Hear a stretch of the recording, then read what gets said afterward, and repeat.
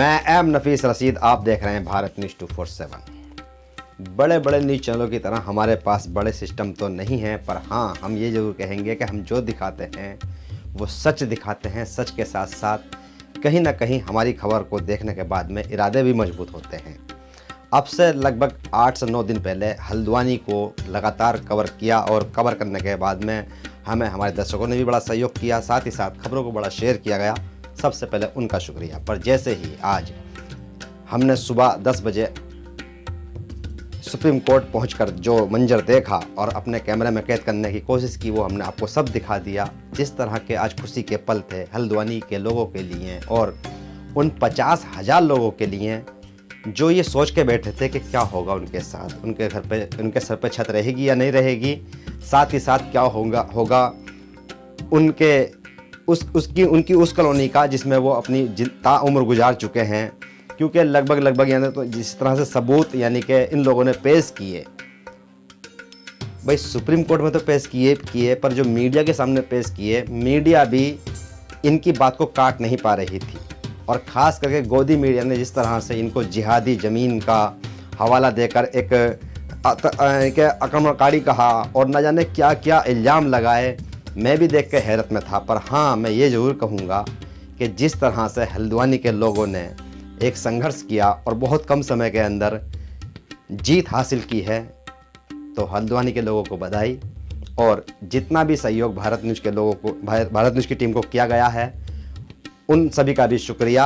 अब बात करते हैं थोड़ी सी, जिस तरह से हमने आज दोपहर के बाद में दिखाई खबरें सुप्रीम कोर्ट दिल्ली से, और फिर भारत न्यूज़ की टीम पहुंच चुकी है हल्द्वानी। और हल्द्वानी के अंदर जब दिल्ली से जाने वाले लोग पहुंचे, जो आए थे हाजी अब्दुल मलिक और मोइनुद्दीन सलमानी, वे उनके साथ बहुत सारे लोग, और लगातार 7 से 8 दिन से डेरा डाले पड़े थे।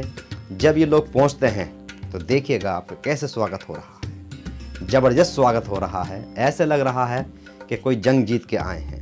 और वाकई में क्यों ना स्वागत किया जाए, जब मौका ही खुशी का है।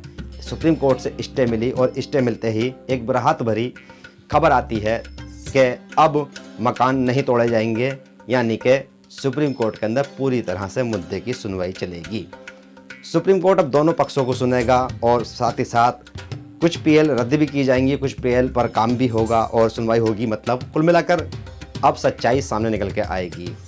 और हम जैसे अब्दुल मलिक को बार बार सुन रहे थे और कवर कर रहे थे, जमीयत उलमा हिंद के दफ्तर से लेकर हमने सुप्रीम कोर्ट तक कवर किया, खास करके मैंने। और हल्द्वानी के अंदर मोर्चा संभाला हमारे संवाददाता नईम ने और मोहिद ने।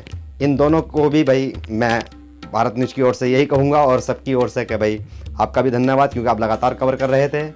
तो मैंने यही जाना हाजी अब्दुल मलिक को कवर करते हुए कि अब्दुल मलिक एक पत्थर के समान मजबूती से डटे पड़े थे और कहीं से कहीं तक भी नहीं डगमगा रहे थे। और मुझसे हर बार ये कहते थे कि नफीस हम हारेंगे नहीं, नफीस एक बार हमारी कोर्ट बात सुन ले और हमें हमारे सबूतों को देख ले। हमने कहीं से कहीं तक भी हमारे पुरखों ने गलत नहीं किया है। नफीस, मैं इतना ज़रूर जानता हूँ कि लगातार मैं तुमको बता रहा हूँ, हम मुकदमा जीतेंगे। हमारे लोगों को ये विश्वास है, क्योंकि पेपर सच्चे हैं, इरादे सच्चे हैं, हमने बेईमानी नहीं की है, हमने फ्री होल्ड ज़मीन पाई है। वो अलग बात है कि ग्राम सभा की, यानी कि जो कहा जाता है नगर पालिका की ज़मीन, या कुछ दान दी हुई ज़मीन, या अलग अलग तरीके से गरीबों को मिलने वाली ज़मीन, या किसी ने एक दूसरे से बेच के ली गई हो, पर यह ज़मीन कब्जे की नहीं है। पर हैरत हो भी रही थी साथ ही साथ ये भी जानने के बाद में कि क्या यार कमाल हो रहा है कि गोदी मीडिया को चैन नहीं है। हिंदू मुस्लिम का एजेंडा घुसड़ दिया गया इसके अंदर। साथ ही साथ देवभूमि बताकर ये बताने की कोशिश की गई है कि विदेशी लोग अति आक्रमण करके बैठ गए हैं, ना जाने ये लोग कहाँ से आ गए हैं।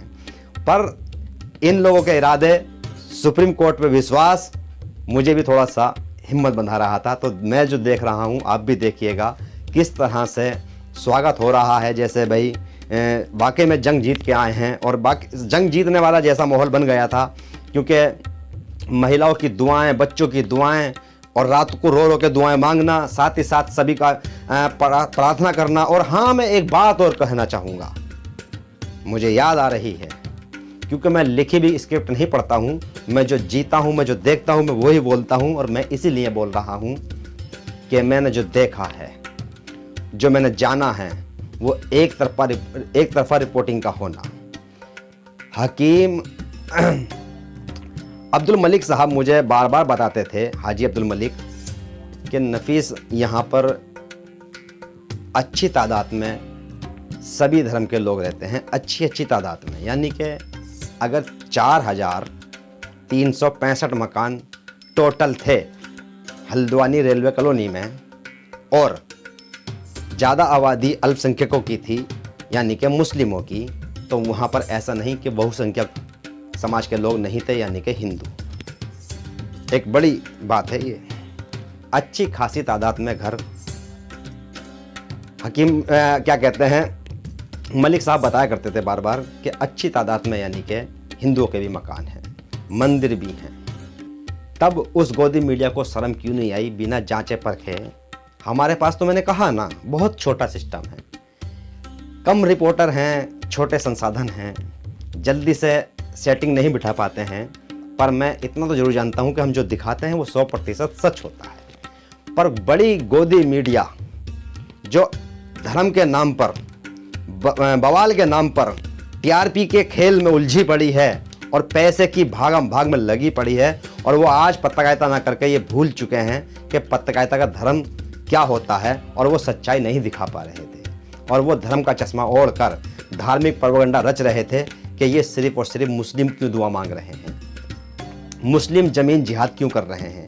तो भाई गोदी पत्रकारों, आपको आने वाले वक्त में आपके परिवार वाले भी मोहब्बत नहीं करेंगे, आपसे लोग नफरत करेंगे, खुल्लम खुल्ला नफरत करेंगे। आप डुबो दोगे अपने आप को और अपने भी समाज को, क्योंकि कहीं ना कहीं पत्रकार का एक समाज भी होता है, पत्रकार का एक परिवार भी होता है जिस पर भरोसा किया जाता है और उसके लोग ज़्यादा जानते हैं।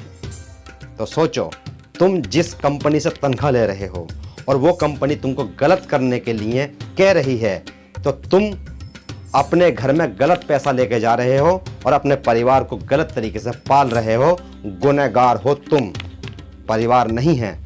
तुम्हारा परिवार तुम्हारी कमाई को खाएगा और गलत कामों में उतर जाएगा, ये मेरा ऐसा विश्वास है। पर मैं एक बात और कहूँगा, जिस तरह से स्वागत हुआ है, लगातार हो रहा है, हमारे संवाददाता नईम अहमद बराबर बने हुए हैं इस जगह पर, ये अपने आप में एक बड़ी उपलब्धि है। साथ ही साथ हमें तो गर्व है कि हमने अति पिछड़े को दिखाया है, मजलूमों की आवाज़ को उठाया है। भारत न्यूज़ 247 के माध्यम से जन जन तक वो आवाज़ पहुँचाई है जिसके ये हकदार थे। और आज अगर स्वागत हो रहा है तो होना चाहिए, लड्डू भी बटने चाहिए, मिठाइयाँ भी बटनी चाहिए। सुप्रीम कोर्ट में जैसे मिठाइयाँ बटी, वैसे ही हल्द्वानी में भी बटनी चाहिए, और ये इनका हक है। और जिस तरह से भाई, मैं तो शुरू में कह चुका हूँ कि सब के सब बधाई के पात्र हैं, क्योंकि एक पत्थर की तरह लड़े, मजबूत पत्थर की तरह लड़े, सीना चौड़ा था और इरादे मजबूत थे। हर तरीके से ये लोग डगमगाए नहीं, किसी तरीके से भी, मतलब ये लोग डगमगाए नहीं। और इनका एक विश्वास था देश की सबसे बड़ी अदालत पर, सुप्रीम कोर्ट पर, कि हम सुप्रीम कोर्ट में हारेंगे नहीं, और ये लोग जीत गए।